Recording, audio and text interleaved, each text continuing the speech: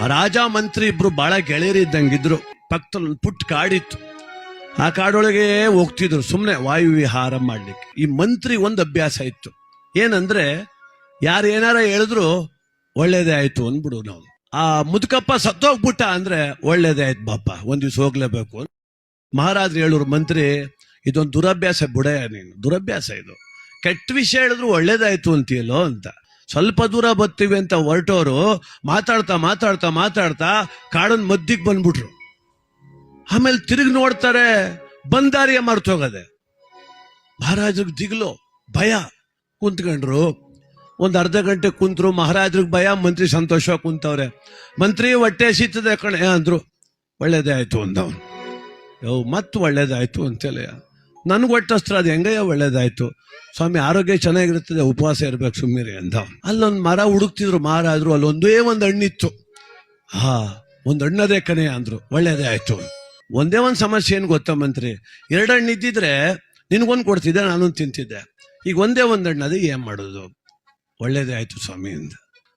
ನೀನ್ ಕಟ್ಕೊಂಡ್ ಬಂದಿವ್ನಲ್ಲಿ ನನ್ಗೆ ತಲೆ ಕೆಟ್ಟೋಗೋದೀಗ ಅಂತ. ಕತ್ತಿ ತಗೊಂಡ್ರು, ಹಣ್ಣೆಲ್ಲ ಹೊರದು ಕತ್ತರಿಸ್ಬೇಕು, ಬೆರಳನ್ ತುದಿಗೆ ಬಿದ್ದುಬಿಡ್ತು ಏಟು. ಬೆರಳೆ ಕತ್ತರಿಸೋಯ್ತು ಮಹಾರಾಜರದು. ಮಂತ್ರಿ ಬೆಳೆ ಕತ್ತರಿಸೋಯ್ತು ಅಂದ್ರು. ಒಳ್ಳೇದೇ ಆಯ್ತು ಅಂದ ಅವನು.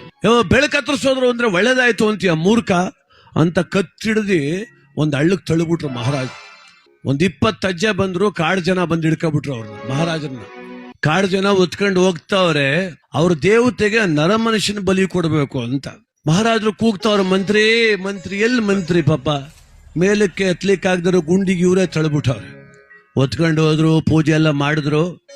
ಕತ್ತರಿಸಾಕ್ಬೇಕು ಅಂತ ಬಲಿ ಪೀಠದ ಮೇಲೆ ಮಲಗಿಸಿದ್ರು. ಖಡ್ಗ ಮೇಲೆ ಎತ್ತದ ಅವನೊಬ್ಬ ಕತ್ತರಿಸ್ಬೇಕಂತ, ಇನ್ನೊಬ್ಬ ಸ್ವಲ್ಪ ನಿಲ್ಲು, ಅವನ್ ಕೈ ಬೆರಳು ನೋಡಿ ತುಂಡಾಗದಲ್ಲ, ಭಿನ್ನ ಆಗದೆ, ಅವನ್ ಬಲಿ ಕೊಡೋದು ಬೇಡ, ಬಿಟ್ಬಿಡಿ ಅಂದ್ರು. ಸದ್ಯ ಜೀವ ಉಳ್ಕತ್ತೀಗ. ಮತ್ ಓಡ್ ಬಂದ್ರು ಅಲ್ಲಿಂದ ಮಹಾರಾಜರು. ಮಂತ್ರಿ ಗುಂಡಿ ಒಳಗೆ ಬಿದ್ದಿದ್ದ, ಕೈ ಹಿಡಿದ ಮೇಲೆ ಕೆತ್ತಿದ್ರು. ಮಂತ್ರಿ ನಿನ್ನಿಂದ ನನಗ್ ಒಳ್ಳೇದಾಯ್ತು ಕಣಯ್ಯ, ನೀನ್ ಹೇಳ್ದೆ ಬೆರಳು ಕತ್ತರಿಸಿದ್ದು ಒಳ್ಳೇದೇ ಆಯ್ತು ಅಂತ. ನಾನ್ ನಿನ್ನ ಗುಂಡಿಗೆ ತಳ್ಬಿಟ್ಟು ಹೊಂಟೋದೆ, ಆದ್ರೆ ಈಗ ಅನ್ನಿಸ್ತು ಆ ಬೆರಳು ತುಂಡಾದದಕ್ಕೆ ಜೀವ ಉಳ್ತದೆ ಕಣಯ್ಯ. ಆಗ್ಲಿ ಬಿಡಿ ಸ್ವಾಮಿ, ಒಳ್ಳೇದೇ ಆಯ್ತಲ್ಲ. ಪಾಪ ನಿನ್ನನ್ನ ಗುಂಡಿಗೆ ತಳ್ಬಿಟ್ಟು ಹೊಂಟೋದ್ನಲ್ಲಯ್ಯ.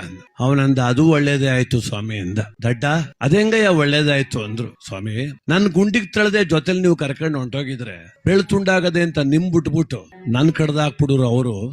ಸದ್ಯ ಗುಂಡಿಗೆ ತಳ್ಳದ್ದೇ ಒಳ್ಳೇದಾಯ್ತು ಅಂದ.